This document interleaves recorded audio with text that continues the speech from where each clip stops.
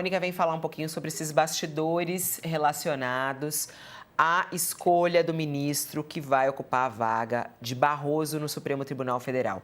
O presidente Lula recebeu ontem ministros do Supremo Tribunal Federal para discutir a indicação de quem vai ocupar a vaga de Barroso na corte. Participaram do encontro lá no Palácio da Alvorada os ministros Gilmar Mendes, Cristiano Zanin, Flávio Dino e Alexandre de Moraes. O ministro da Justiça, Ricardo Lewandowski, que é ex-STF, e o chefe também da Casa Civil, o Rui Costa, também acompanharam a conversa. É normal isso, Josias? Quer dizer, na véspera não, a gente não sabe se vai ser agora, mas no meio da escolha, das negociações, vão lá os ministros conversar com o Lula, esse queremos, esse não queremos. É normal isso aí? Não deveria ser, não é, Fabiola? Mas no Brasil virou normal isso, né? Saiu uma pesquisa do Datafolha, meses atrás, e essa pesquisa informou que quase 6 em cada 10 brasileiros, 58%, dizem ter vergonha dos ministros do Supremo. Diante de um sentimento assim tão constrangedor, o Brasil não merece que magistrados do Supremo se metam nesse fla-flu em que se converteu a escolha do substituto do Luiz Roberto Barroso, né? Aí o Lula recebe ali na informalidade do Palácio Residencial, não foi nem no Palácio do Planalto, né? Foi no Alvorada, recebe lá 4 ministros do Supremo, o Alexandre de Moraes, Gilmar Mendes, Flávio Dino, Cristiano Zanin. O anfitrião tem uma queda pelo advogado-geral Jorge Messias, e os visitantes prefeririam que ele indicasse para essa vaga do Barroso o senador Rodrigo Pacheco. Não é atribuição do Supremo indicar ministro, né, do próprio tribunal. As atribuições do Supremo são muito específicas, estão previstas na Constituição, e esse poder do Supremo que emana da Constituição é que dá a ele independência, né? E essa independência não deveria frequentar palácios, não deveria participar de conchavos. Quando sai da Constituição, o Supremo vira uma bancada política. E a coisa fica meio escancarada quando o Gilmar Mendes, autoconvertido em porta-voz da Corte, diz que o Pacheco é o nosso candidato, que o Supremo é jogo para adultos, foi isso que o Gilmar Mendes falou dias atrás para a nossa colega Mônica Bergamo, né?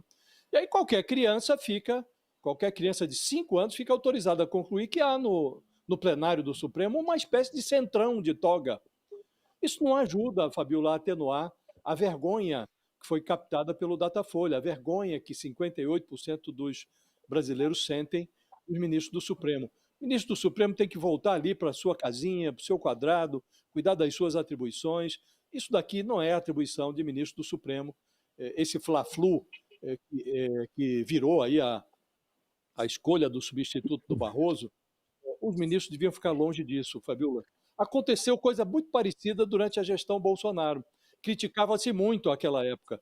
E agora é tão criticável quanto foi durante a gestão do Bolsonaro esse sentimento dos ministros do Supremo de que têm poderes para escolher os seus colegas de toga. Isso não orna com a Constituição e não tem interesse para a democracia, Fabiola. É isso. Vou levantar para receber a rainha. Dá licença, hein? Dá licença, Ronilson. Ela vai entrar aí do seu lado. Mônica Bergamo entrando na área. Maravilhosa. Bom dia, Mônica. Ela tá rindo, olha lá. Bom dia, Fabiola. Deixa eu me ajustar aqui. Tô meio... Isso, se ajusta. Tá. E aí? Se ajusta que você está emplacando manchete do UOL, manchete da Folha e tudo mais. Quero saber o babado, o que aconteceu aí nessa reunião, o que os ministros falaram para o Lula, Mônica? Pois é, Fabiola, eu acho que o Josias fez todas as críticas que são pertinentes, mas quem chamou os ministros para um jantar foi o Lula, né? Quer dizer, o Lula tem interesse em cumprir um pouco esse ritual, em falar, olha, estou ouvindo vocês, estou levando em consideração a opinião de vocês. O governo tem muitas matérias de interesse no Supremo Tribunal Federal, desoneração da Folha, IOF, muitas coisas que podem mudar, inclusive, os rumos do governo, porque dizem respeito às contas públicas. Então, portanto, Lula busca manter um diálogo próximo, pelo menos com alguns ministros do Supremo Tribunal Federal. Com esses 4, ele tem um diálogo muito, muito próximo. Então, ele quis cumprir esse ritual de abrir um diálogo, de, olha, quero ouvir vocês, ouvir as ponderações de vocês. Mas teve algumas coisas que eu achei interessantes para a gente registrar, o Fabiola. O Lula ouviu, e falou, pois é, eu já estou decidindo e eu acho que vocês vão gostar. Ou seja, o Lula, ao mesmo tempo que os chama para conversar, diz a eles que já está tudo praticamente decidido e que eles vão gostar. Então, é uma conversa que não teve nome, o Lula não citou o nome do Jorge Messias, os ministros não citaram o nome do Pacheco, mas ficou tudo um pouco subentendido. Quer dizer, o Lula já está praticamente definido. Se fosse o Pacheco, ele teria falado, é o Pacheco, que é o candidato que vocês querem. Como parece que não é, então, como me disse um ministro agora há pouco, no estado da arte de hoje, de agora, porque tudo muda, o Lula pode mudar também, as nuvens mudam, mas no estado de agora, aposta que é o Messias. O Lula deixou um pouco ali subentendido o que é. E os ministros, por sua parte, chamados a opinar, deixaram um pouco ali evidente que o nome de preferência deles não é o Messias, né? É o Pacheco. Um deles, o Cristiano Zanin, eu acho que ele é muito amigo dos dois, eu acho que ele está um pouco mais neutro na história, né? Como ele é muito amigo do Messias, é muito amigo do Pacheco, ele está um pouco distante. E o Alexandre de Moraes é muito amigo do Pacheco, gostaria de ver o Pacheco lá. O Gilmar Mendes acha que o Pacheco tem uma estatura maior, porque já foi presidente do Senado, então seria melhor para o Supremo, né? E o Flávio Dino não gosta do Messias, porque tiveram alguns embates quando o Flávio Dino era ministro da Justiça. Inclusive, quando o nome do Flávio Dino surgiu para ser ministro do Supremo, também o Messias apareceu na disputa e aí houve um estranhamento. Então, tem aí algumas arestas entre eles, né? Fato é que, se a gente for ler nas entrelinhas, o Lula, quando fala vocês vão gostar da minha escolha, está dizendo o quê? Eu não vou ouvir vocês, não. Eu estou ouvindo, mas eu já escolhi praticamente, né? Então, agora é esperar. Tá um pouco para o Messias. Tem gente falando que o Lula pode surpreender, indicar uma mulher também, que seria algo totalmente fora do que está sendo dito, mas as apostas ainda seguem sendo feitas no Messias. Inclusive apostas de ministros do Supremo Tribunal Federal. Agora, é o que o Josias falou, né? Quer dizer, não são todos os ministros que o Lula chama e não são todos os ministros que, chamados, comparecem aos jantares, né? Então, ou às conversas, assim, mais políticas. Mas alguns ministros, sim, têm proximidade com o Lula, então o Lula os chamou e ouviu deles isso. Pacheco é o nome que a gente considera mais apropriado, pelo menos 3 deles deixaram isso mais claro, sem citar o Pacheco, mas nessa linguagem da política que eles que são profissionais entendem claramente, né, Fabiola? Mônica, existe essa conversa que aconteceu lá no Palácio da Alvorada, mas pelas redes sociais são milhares ali de posts, de pedidos, é de jurista, é de mulher, é de gente famosa, fazendo um apelo para que Lula coloque uma mulher no Supremo Tribunal Federal. Isso não chega, isso não impacta, isso não influencia o presidente Lula, ou Mônica? Eu lembro muito que na última escolha no Supremo você falou claramente a respeito disso. Lula segue da mesma maneira quando ele escolheu o Flávio Dino? Eu acho que sim, né? Eu acho que ele... Mas, assim, como um ministro do Supremo me falou, olha, eu tô achando que pode ser uma mulher, eu não vou falar que eu acho que não, tá, Fabiola? Porque se tem ministro do Supremo achando que pode sair aí algo dessa cartola, algo novo e surpreendente, quem sou eu, né? Agora, eu não vi, até agora, aparecer um nome evidente e incontrastável de uma candidata, mas nunca se sabe. Uhum. Aliás, tem uma pessoa me ligando aqui que eu vou apurar nesse momento, enquanto você vai falando com eles, porque eu preciso atender uma ligação. Quem sabe eu tenho uma notícia. Vai lá, meu amor, vai com a coisa e você volta. Um beijo, até. Essa é a Mônica Bergamo, gente, ela é muito rainha, por isso que eu chamo ela de rainha. As pessoas falam, você chama ela é rainha, ela é assim. Você tá com ela, às vezes, no almoço, num cafezinho, é isso. toca, ela está apurando. Daqui a pouco a coluna já está lá, com informação, com apuração, aí ela checa com um, checa com outro. É a rainha Mônica Bergamo conosco. Vamos lá, ô Ronilson, é claro que eu quero falar com você a respeito também da diversidade, porque é vergonhoso o que acontece no nosso Supremo Tribunal Federal, né? Pelo menos é assim que muita gente e até muitos juristas dizem. E aí algumas pessoas começam a falar, mas não é pela diversidade que tem que escolher.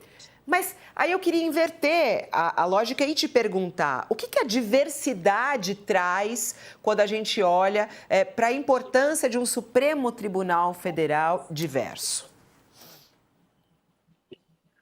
A ideia, sobretudo a ideia do Supremo Tribunal Federal é traduzir de alguma forma a diversidade da própria sociedade brasileira, né? Sem chegar ainda na questão racial, de ser uma mulher negra, ou uma pessoa negra ou não, a começar pela diversidade de gênero, né? É um assinte aquela foto com a Carmen Lúcia sendo a única mulher. Agora, eu acho que a pergunta, inclusive, é prévia, assim. Eu acho que tem duas questões que eu tento, pelo menos faço um esforço de separar. Uma da ideia de que o Lula faça essa escolha a partir da confiança, da sua relação. Eu acho que ele está certo, é um jogo político, a gente está vendo esse jogo político, né? Essa frase do Gilmar Mendes tem a ver com esse jogo político. O Josias está certo, né? Não deveria ser nesse nível, mas está sendo desse nível dentro do contexto brasileiro, né?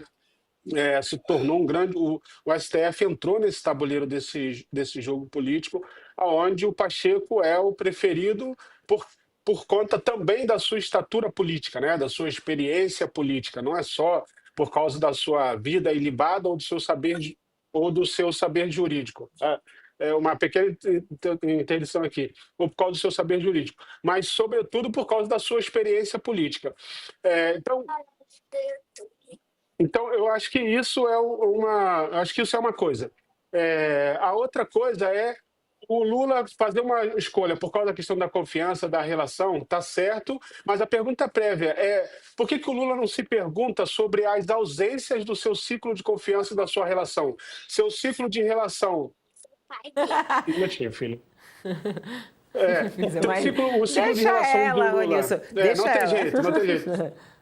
O ciclo de relação do Lula não tem mulheres, não tem pessoas negras, não tem mulheres negras. Eu acho que essa é a pergunta. Por onde ele circula, por onde ele anda? Porque eu acho que ele está certo. Você tem que dar um cargo nesse nível de poder para quem você tem algum tipo de relação de confiança. Mas confiança se constrói com relação. Se o Lula não tem uma pessoa de confiança no seu ciclo, e seja uma mulher e que seja uma pessoa negra, é porque ele não transita entre esse circuito de pessoas. Então, eu acho que isso é um dilema. A Suprema Corte perde, porque é óbvio que tem indicações que são extremamente relevantes em termos de nome, em termos de experiência, e eu acho que não é só um debate sobre diversidade, não é sobre ter uma mulher porque o STF precisa ficar colorido. É porque a diversidade é importante em termos de perspectiva. A gente viu agora no julgamento as perspectivas, os enfrentamentos que a Carmen Lúcia faz são extremamente relevantes e talvez não viessem se não fosse por parte dela, também por ser uma mulher. Então isso é muito significativo. Então não é só ter um STF colorido e diverso, é ter um STF com uma diversidade que se transforme em qualidade para uma corte mais qualificada e mais próxima da realidade do contexto brasileiro. Nossa, isso que você falou é tão importante, Ronilson, e a gente trazer isso não apenas para o ciclo de convivência do presidente Lula, mas eu acho que é uma lição que você acaba de dar para todos nós, né? É você olhar ao seu redor e ver se você tem um ciclo, né? Relações diversas, né? Isso é muito importante, né? E a gente para pensar que a gente não tem isso, né? E a gente não tem isso, e a gente não constrói relações dessa maneira. Você não busca esse tipo de relação, o que te faz acrescentar e crescer com esse tipo de diversidade nas suas relações, né? Obviamente, você ao longo da história, quando o Lula chega numa situação dessa, ele tem que fazer uma escolha, ele está certo, ele tem que escolher quem ele tem alguma proximidade, alguma confiança. Agora, ao longo de todo esse tempo, ele não ampliou esse ciclo de relações para poder ter alguém alguém que agora estivesse no cast que ele confiasse, porque é óbvio, não vai ter um monte de gente da sociedade civil enviando uma lista e o Lula vai escolher aleatoriamente, como se fosse jogar uma carta para o alto e escolher um nome. Por mais que você tenha um background, você tenha um currículo, etc. É óbvio que tem algum tipo de conexão e eu acho que isso está certo. Agora, não acho que essa metodologia de escolha está errada.